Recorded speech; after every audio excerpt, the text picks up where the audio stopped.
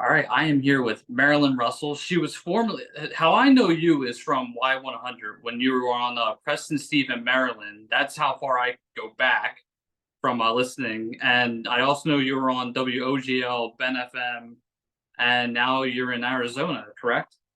Yeah, when the pandemic hit, um, you know, I lived, ate, and breathed my radio career.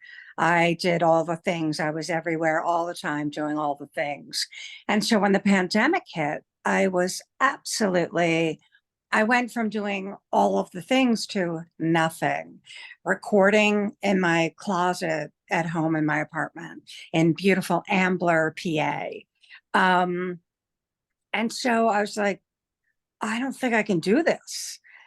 I literally Googled, where does the sun shine 320 days out of the year?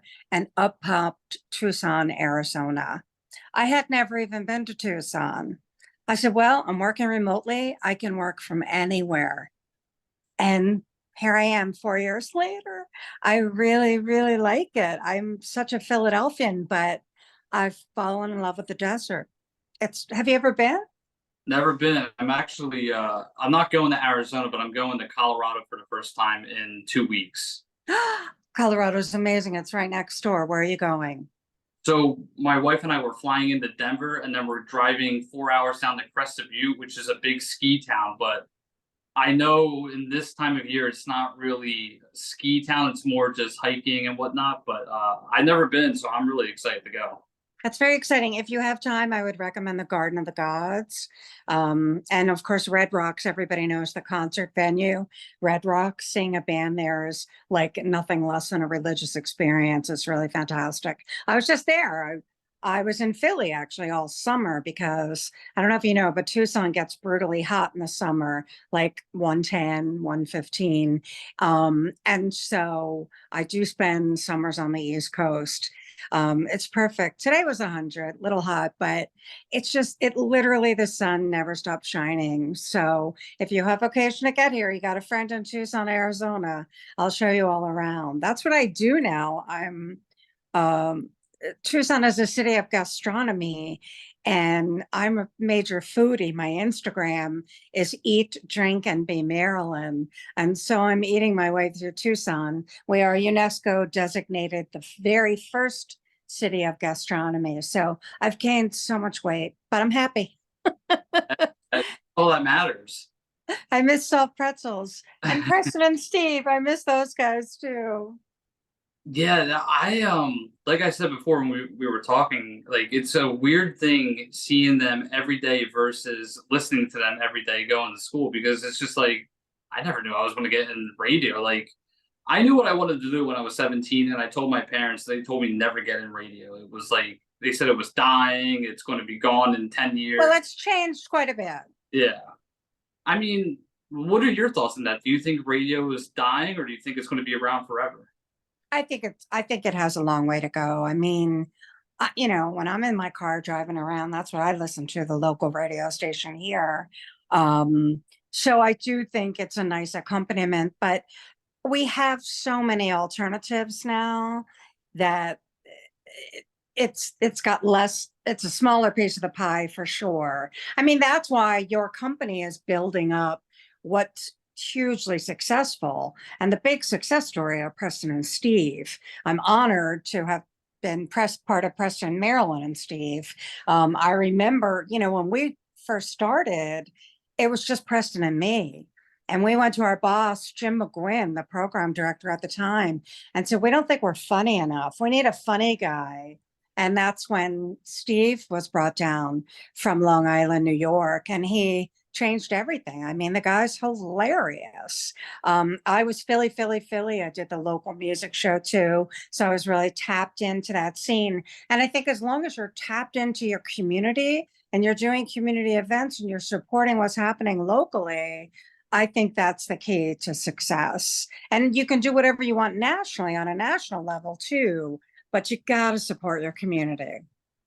Yeah, no, I get that a lot. I mean, I was talking to one of my hiring managers. I used to work promotions for MGK, and I asked him what his thoughts about radio as well, and he pretty much told me like you got it, like your favorite radio host or your favorite podcast isn't going to go out like Preston and Steve or Andre Gardner or John DeBella and just do promotional events and hand out stuff. He was like, that's what radio is for. It's like politics, you're out there shaking hands and kissing babies. Yeah. I You mean, gotta do it. yeah, I wasn't done. I didn't want to stop doing it. I still, do it in my own weird way. And a lot of people said, start a podcast, do this, do that, but the space is really crowded. So I wasn't sure it was the right move. And maybe I just got really lazy because there's beautiful hiking trails and beautiful scenery here. So I'm really doing more of that than anything else. yeah, that's what everyone always tells me. They tell me to get out of radio and just stick with podcasting, but it's just like I've been doing this for 10 years and like how much more can I go and how much more can I do with a podcast? I'd rather just do radio, be on the air and talk about what's going on or something. You know what I mean? Yeah, unfortunately, we don't always get what we'd rather be doing. Um, that's life in the big city. It sucks, but you got to keep at it. I would say have a fallback plan. Just to avoid that, like I was completely lost. Radio prepared me to do nothing. And I felt like I really didn't have a handle on what was going on in the real world. So I'd say you have a backup plan, stay grounded, but keep at it. If that's your dream, you've got to follow it, right? Right. Would you ever do any radio work out in Arizona or Absolutely. I would go anywhere and work for anybody who would hire me. have you stayed in Philly just before you moved to Arizona or were you at like in a different state or was it just Well, I was still working in Philadelphia when I came here, but it was remote. I still had the Marilyn Russell's Remarkable Women. That was a specialty show that I created a million billion years ago at Ben FM. It started out being called Woman of the Week. And I showcased and highlighted extraordinary women doing amazing things in Philadelphia. And what I loved, I was able to throw a lot of support to nonprofits. They don't have an advertising budget. And that was really very community based. We did an annual luncheon. It was a great time. I wish I still had that. I think that's probably what I missed the most because it gave back so much in the community. So I was still doing that here. And then when that ended, I literally was just like, I don't know what I'm going to do. And shame on me, I guess, for not firing up a podcast right away. I'll be honest with you, TJ, I was super depressed. I was really sad that it had come to an end. And so for a year, I did a lot of hiking, a lot of eating, a lot of traveling, and just lived and sort of did what I could do to feel good again. right? And now I have luckily found something that I do find very satisfying. I mean, it's really fun to welcome people to Tucson, the first city of gastronomy as designated by UNESCO. And of course, back in Philly, I did a lot of work with Global Philly, and they're part of UNESCO, the United Nations.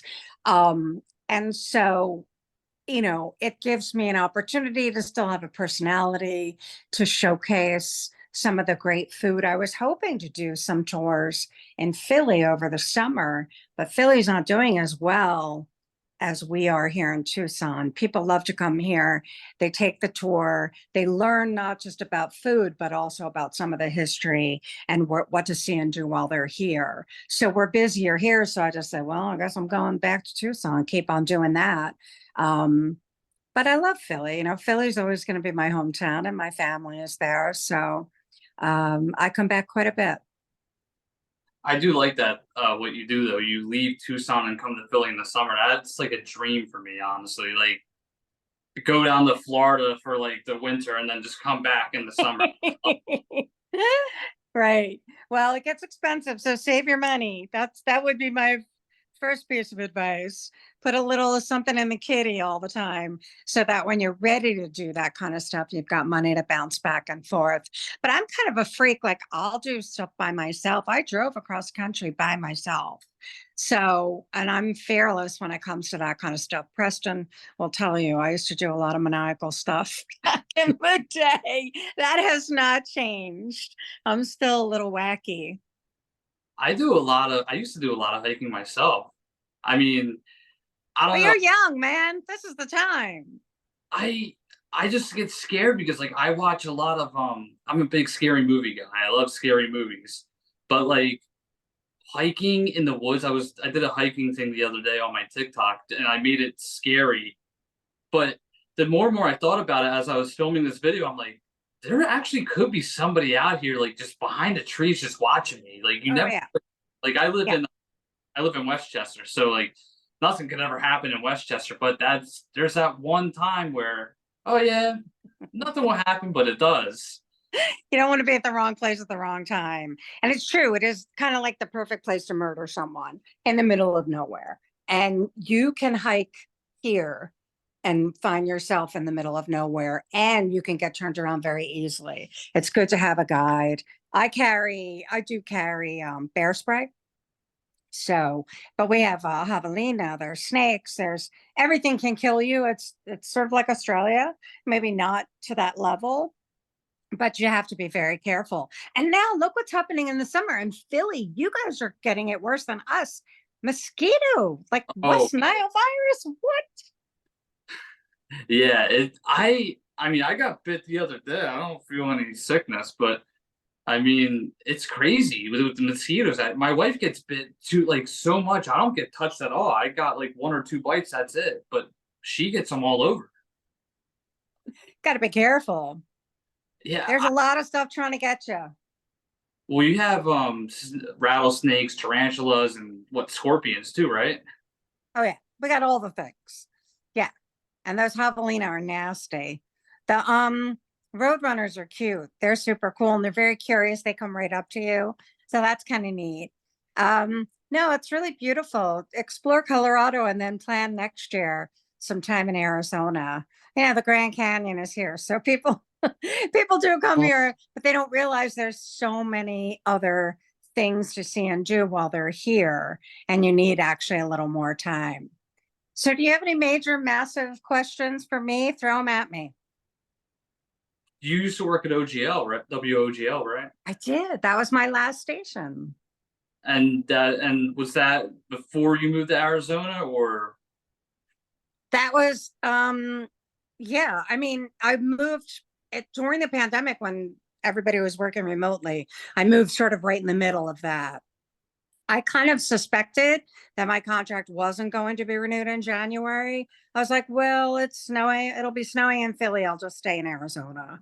yeah? So, yeah, that's when I left. Because I know Not by choice, just because they decided it was over. it was for the Breakfast Club, right? Well, that was when I started, but I went through three or four program directors and some format changes and yeah, and a new takeover, not unlike you guys went through with when Beasley bought Greater Media. A company named Odyssey bought WOGL and their sister stations. So, that's why people think radio is dying because of the downsizing. Right.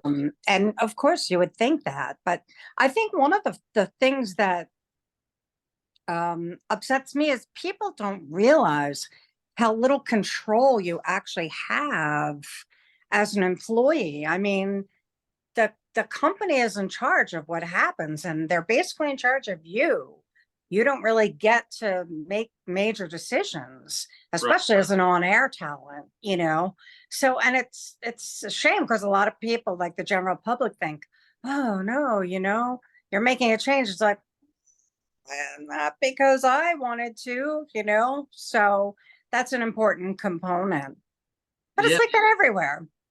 Well, that's the thing. Like Beasley made a lot of changes over the last few months, and my uncle watches one of the shows at the Fanatic, and he was like, "I don't like the new producer." I'm like, "Well, I don't have control over that." Yeah, right. That's what I did get the one. Well, I don't know that I want to get into it, but I feel very blessed that a lot of people stayed in touch with me. They've reached out via Facebook, you know. Somebody called me the OG of radio, and I was like, I'll take that title. That was fun.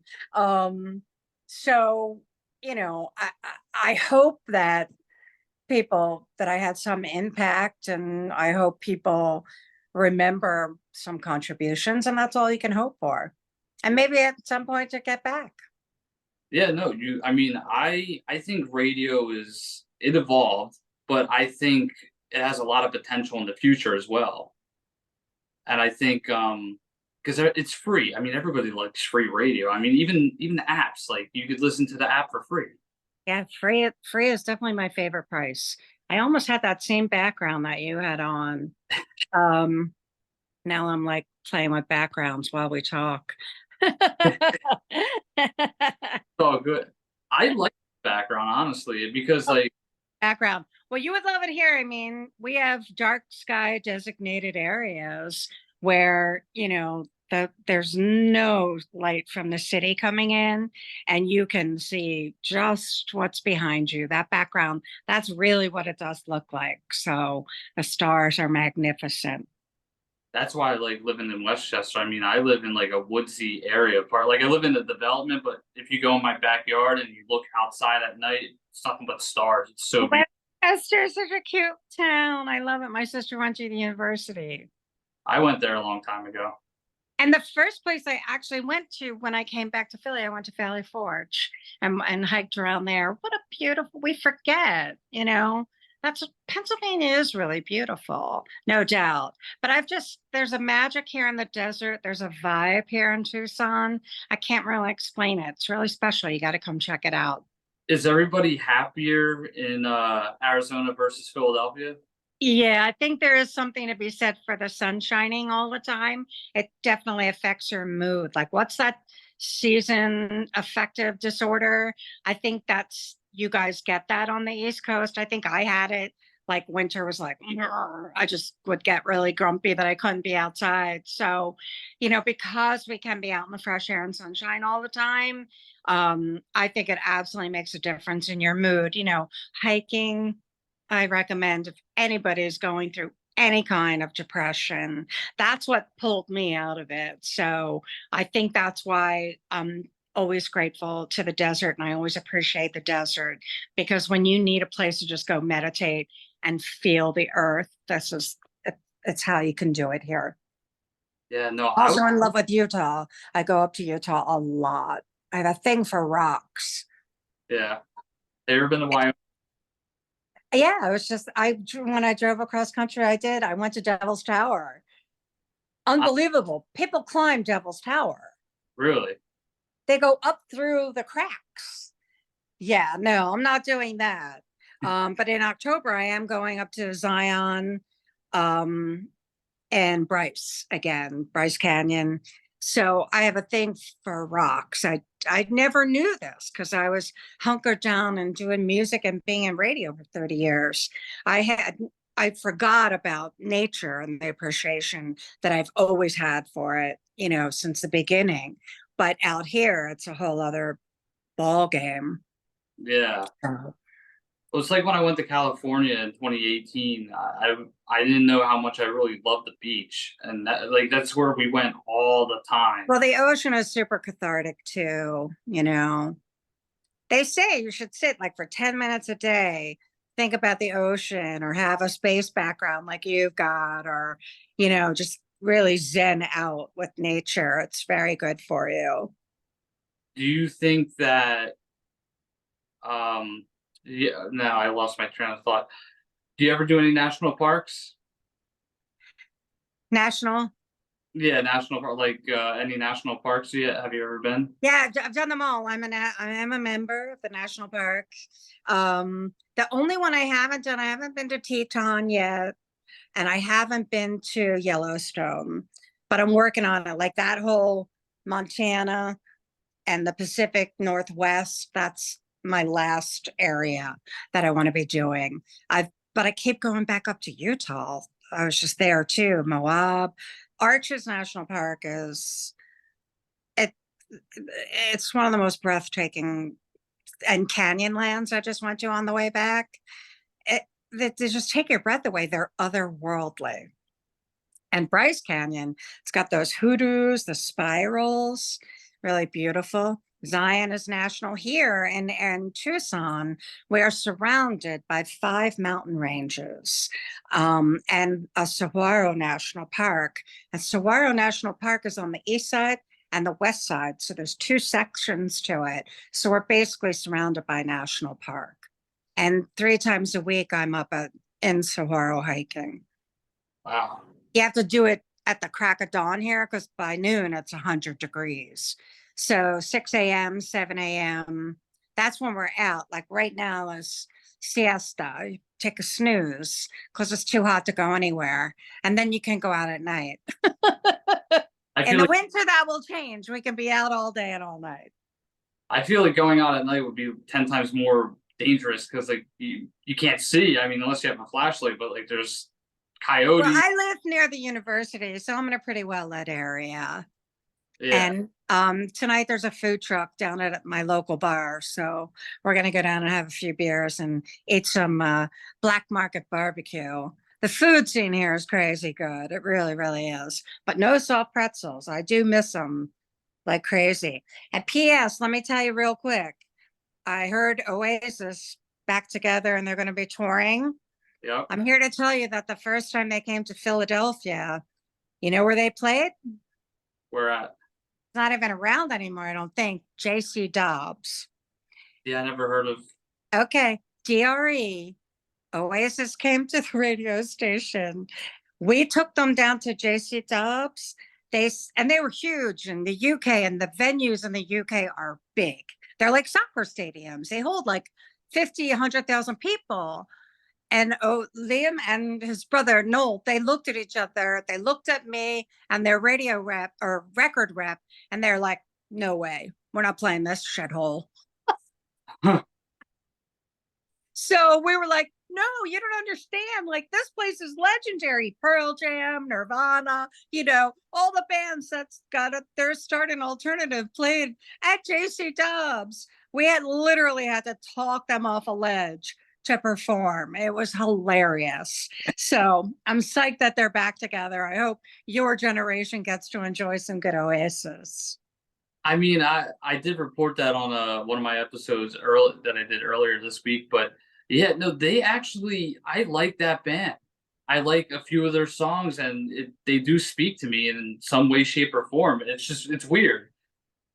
Well, what kind of music do you like? Were you well, you were a baby when Nirvana hit, but I'm into everything really. My parents were born in the '60s, and my dad was born in the '50s, so like I pretty much know music from 1950 all the way to now. So anything that catches my ear, I'll listen to. And a lot of people, my last name's Gleason, so whenever I would like go somewhere, they'd be like Jackie Gleason. I'm like, yeah, he's not my uncle, but we probably are related.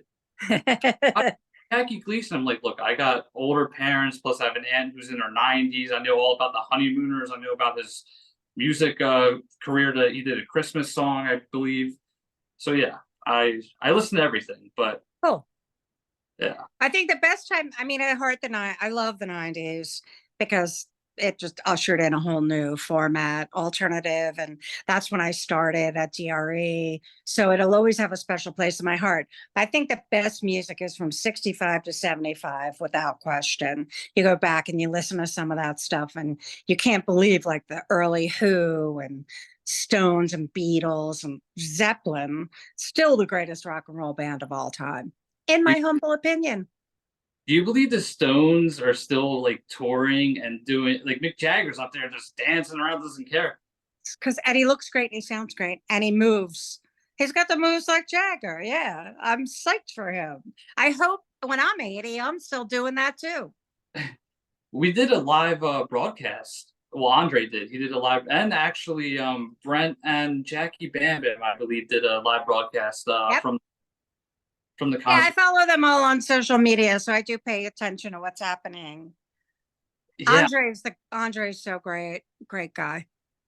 no, he is a great guy. I mean, everyone told me how He's nice. the real deal. I didn't realize how nice he was until we met. And I asked him, "Can I shadow you just to see what you do?" He was like, "Yeah, but you're going to be running the controls. I'm just going to sit back." I'm like, "Oh," I'm like, "All right." He's like, "Don't be scared. You'll be fine." Please tell him I was asking for him too. He was always very nice to me. I'll always be grateful for that. Didn't you work with Matt Cord as well briefly? Yeah, Y100. Y100. Absolutely. Didn't I thought you guys did the show? Maybe you did a show with somebody else because I know he did the morning show with. No, that was with Elise Brown. Oh, He did have a, it was him and a woman for a while. That was Elise on was that MMR? That uh, was before Preston and Steve. oh, what? Yeah, that goes way back. Wow. I think that was when we had our morning show at Y100. Matt Cord, I think, did mornings at MMR for maybe a year and a half. And I think Elise was with him then. I don't know. It's all kind of blurry now. I know he did a morning show a few years ago on Ben FM with I can't remember who, but he did it with another woman, and then now he's doing mornings at MGK since DeBella retired. Yeah, I was happy he got that gig. That makes sense. Yeah. I mean, Matt's show is very easy too. Like whenever I would run it, I always get weird. Like I always get scared running certain people's shows because I'm the board operator. I'm the one running the controls whenever they're doing remotes. Because like I don't know how certain people want it one way and certain people want it this way. But Matt is just like, all right, straightforward. Let's just do it. I'm like, oh, okay. Yeah. No, once you get the groove, you're good. Yeah.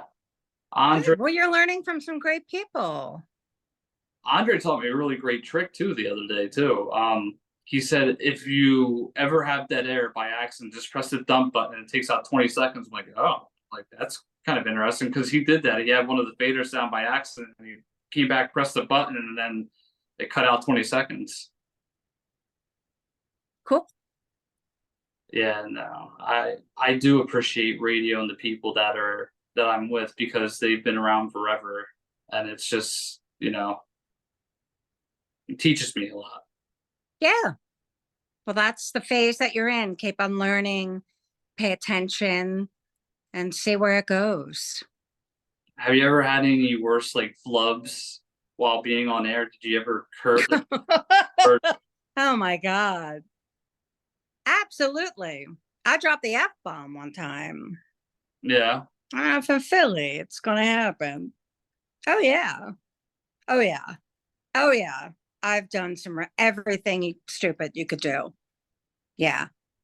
And that's okay. You learn from every mistake. I used to beat myself up about them. And now I'm just like, this is life, you're keeping it real when you make mistakes. And I was always just who I am. I never wanted to be anybody else. I never faked it. I was just little Marilyn Murphy is my maiden name, from Mayfair, Philadelphia. So obviously shit's going to happen. Yeah. I talk on air on DB sometimes, and I never curse, but I have turned my microphone off mid-sentence by accident. Because they do, some of the hosts will ask me questions. I'm like, yeah, so the other day and then I hit the button. I'm like, whoops. Yeah, but and people understand. People, I hope, are gracious about it. People understand that mistakes happen. It's getting tougher out there though with the internet. Like people are not as forgiving, I'm finding, as they used to be. So I'm kind of glad to be in my little world here. I hate the internet. I kind of wish I was born. It can be very cruel. It's just everybody complains and then they're keyboard warriors. Like I go on TikTok live sometimes and every now and then I get somebody who wants to argue with me about something. It's like, Like I had a 16-year-old argue with me a few months ago. I don't even know why she argued with me. I don't even know what the hell I said, but it pissed her off somehow. And then we were arguing back and forth. I'm like, why am I arguing with this bird? What's it going to get me? It's not going to get me anywhere. yeah, it's like, I don't know why people get involved. I don't know. I'm with Governor Walz, like, mind your own damn business. I think that's the new motto right there. Yeah, that's what I wish. Just people to mind their own, but you know what I mean? Yeah, stay in your lane. Do you remember Eric Johnson at all? Yes. Yeah. He's Good now man. And he's back. He's on MGK. and he's on a station in Boston now. He's syndicated. Yeah, good for him. As well as I know We Andy worked together briefly at briefly. Y100. I feel like everyone came from Y100. Everybody went through Y100, I think. So so Y100 was that all rock? I'm sorry, Was Y100 like a rock station? modern rock. Modern rock? So it started, WGRE kind of ushered modern rock format into Philadelphia. Okay. And when GRE was sold, 5 of us from WGRE went to Y100. The program director, myself, Preston, John Costino, the production guy, and somebody, Brett Hamilton. That was the 5 people. And then Jim, the program director, molded Y100, took Y100 more into a modern rock format. They were kind of top 40 when Barsky was the morning show guy there. So this was in 1997, I want to say, 96, Okay. 97. So that's when Y100 sort of flipped their format to a modern rock. And then when Y100 was sold, I had already left. That's when I think Preston and Steve went to MMR after Y100 was sold. Did you ever work at YSP? No, No. that was very male rock. Yeah. I mean, what I loved about alternative, it had some androgyny. I mean, the bands, the people that worked there, it was definitely more female friendly, in my opinion, than rock. Yeah, I mean, whatever happened to YSP and Y100? Did they just go out of business or? I have no idea. Hmm. No idea. Yeah, I never really listened. It wasn't my jam. My jam was alternative all the way. And So, yeah, and that was pretty much the '90s, all alternative. I feel like, right? yeah, yeah. I mean, it wasn't a format like a classic rock that, you know, but it has its fans. And I think the 90s are I think people are starting to appreciate them more now than Right. when it was actually happening. Yeah, well, we do have one of the And we lost a lot of amazing musicians too.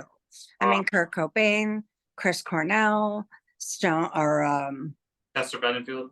yeah, I mean, the kid from Blind Melon, I can't think of his name. So, we've lost a lot of big stars. So, and there was a lot of sadly one-hit wonders too. So it didn't have that staying power like classic rock. Yeah, did you hear that Linkin Park got a new singer? I'm sorry. Linkin Park has a new singer. Oh yeah, Yeah, I read that. Yeah, I couldn't think of Linkin Park guy name. I'm sorry. And they were fun. I love that band. I thought they were great. I I don't know. I still feel some. I don't think I would. I like that. I mean, I don't know. It's weird. You know what I mean? Having a new front man, but the same thing with Sublime. Um, Right. I Bradley's. hear he's great. Oh, he is good. I saw him on. I saw him perform live on what was it? It was on YouTube. It was only on Howard Stern's channels. They had him come in and play a couple songs, and he did really well. But I don't know. I have a weird. It's just weird to me having like a different frontman, or with the Foo Fighters, for example, they now have a different drummer because of Taylor Hawkins, who died recently. May he rest in peace. He was lovely. You They ever? were great. I mean, we did a lot with the Foo Fighters and Dave Grohl and Taylor. They were always so nice. And that's what I found with a lot of the bands. They were just really lovely. It was fun hanging out with those guys. So that I miss that stuff, but I'm old now, so it's okay. I got, I can't hang like that anymore. did you ever the band The Revivalists? Mm-mm.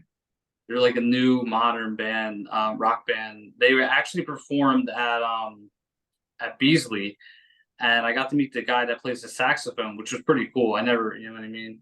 Oh, I'll check them out. I'll look for them. They're not a bad band. I like them. But they're newer. Cool. Yeah, I'll check them out. yeah, definitely.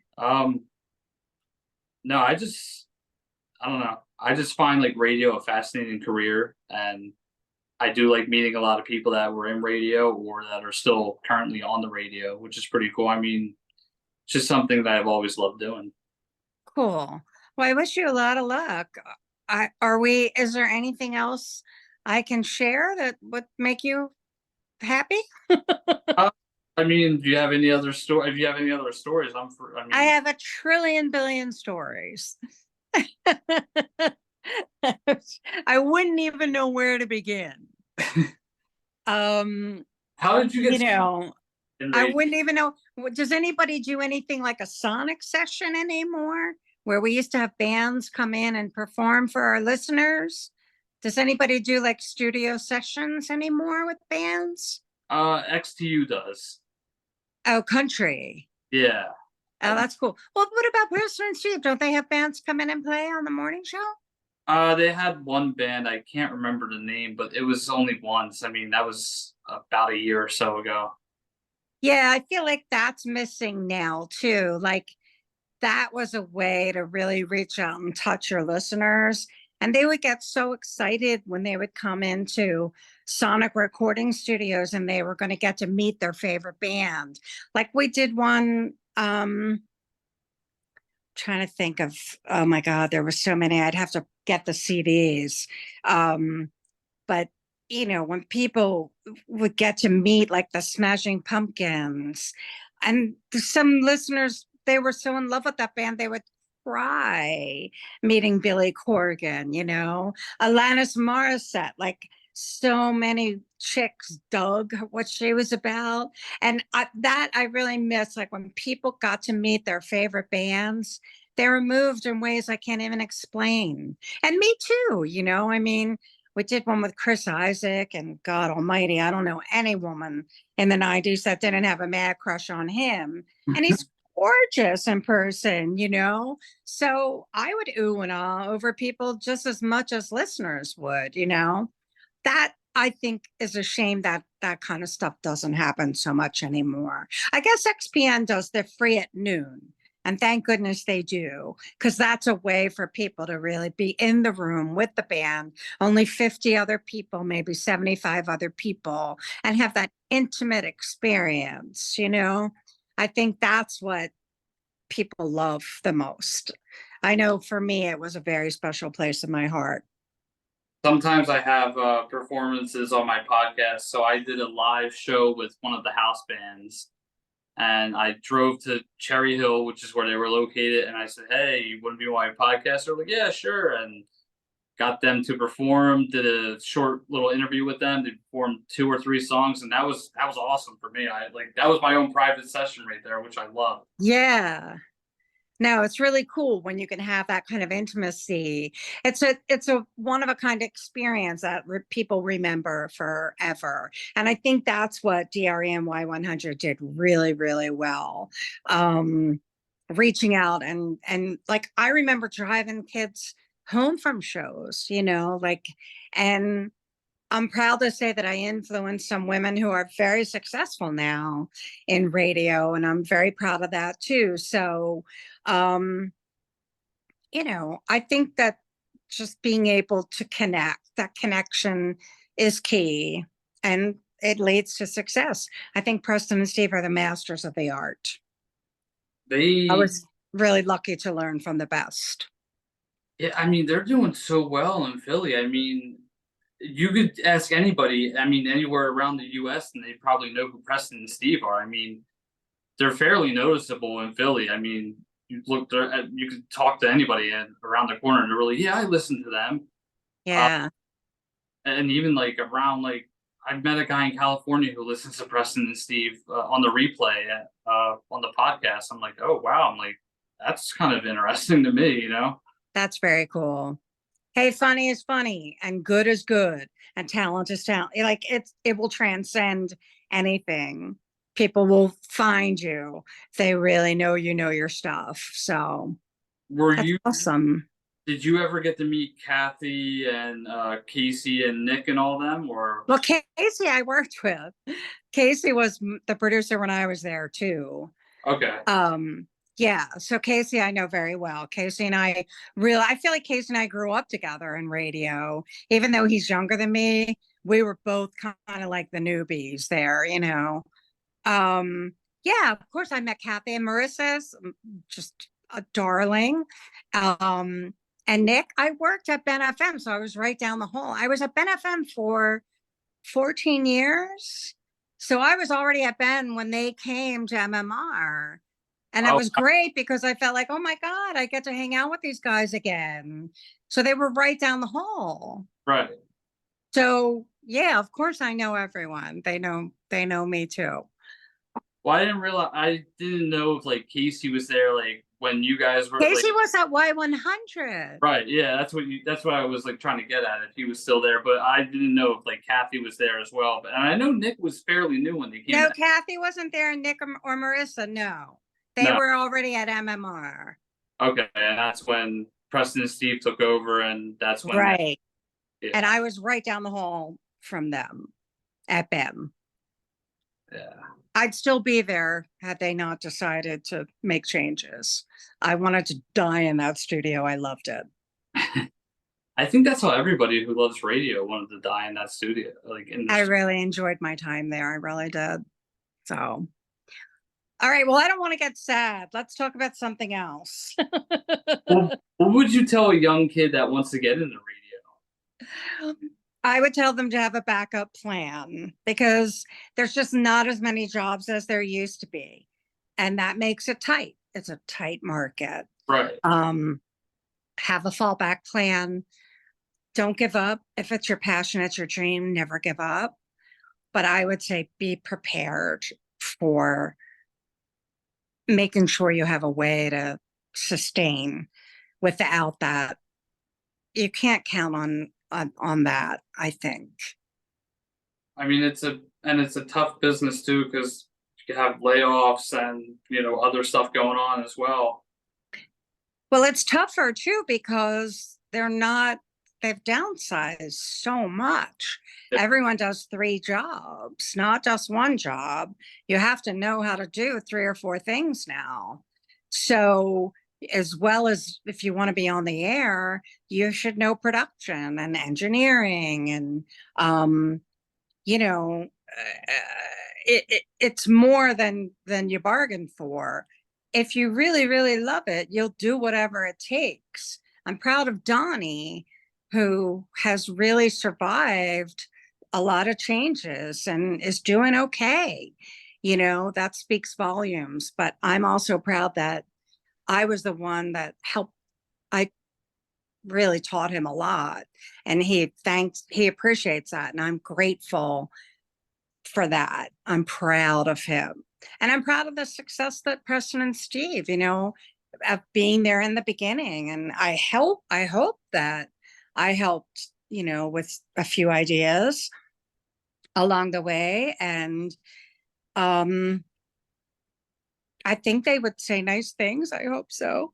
But yeah, just stay with it, I guess. I don't know. I feel very removed. It's been 3 years. So, and I'm in kind of like my little la la desert world here. So I don't know that I'm the person you should be seeking advice from. But, talk to all the guys that you work with, all the people that you work with. They'll tell you, you've got great role models. They'll help you. Yeah, that's what everyone tells me. Um, talk to all those guys because they know what they're talking about. Yeah. I mean, the one thing, I would say is when I worked with President Steve, I saw this movie called LA Confidential with starring Russell Crowe. Oh, he was one of the stars. And I felt I said, that's it. That man is one of the best actors. He's going to be a superstar. He's going to be everything. And so from that moment, I knew I wanted to get an interview with him. And it took me 3 years, but I never stopped. And I got him. And I got him and his band to come in and play a sonic session for a Y100 audience. And that night we gave away tickets. Then I wound up giving away tickets for his rugby team. So it started a relationship with him and listeners because I never gave up. And I think that's with anything, persistence is really key. And if you want it bad enough, you just can't give up.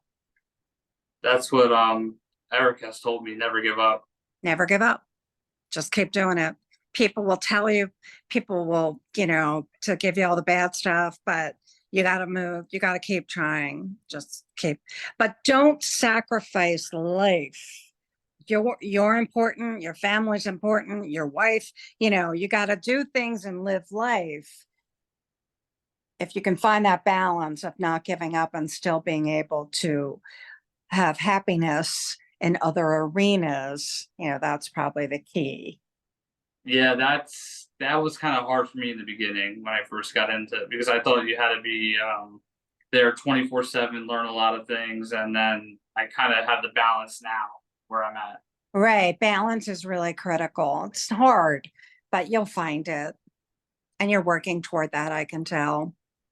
Yeah, that's the thing. Like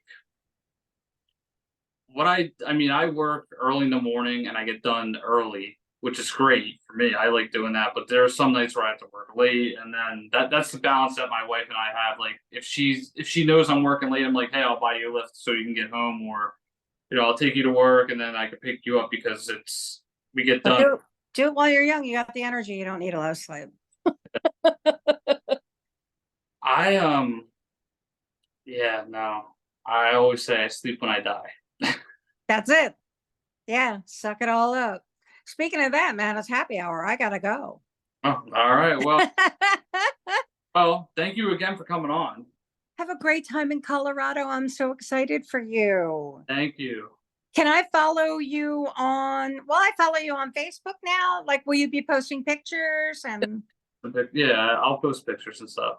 okay, cool. I All look right. forward to seeing them.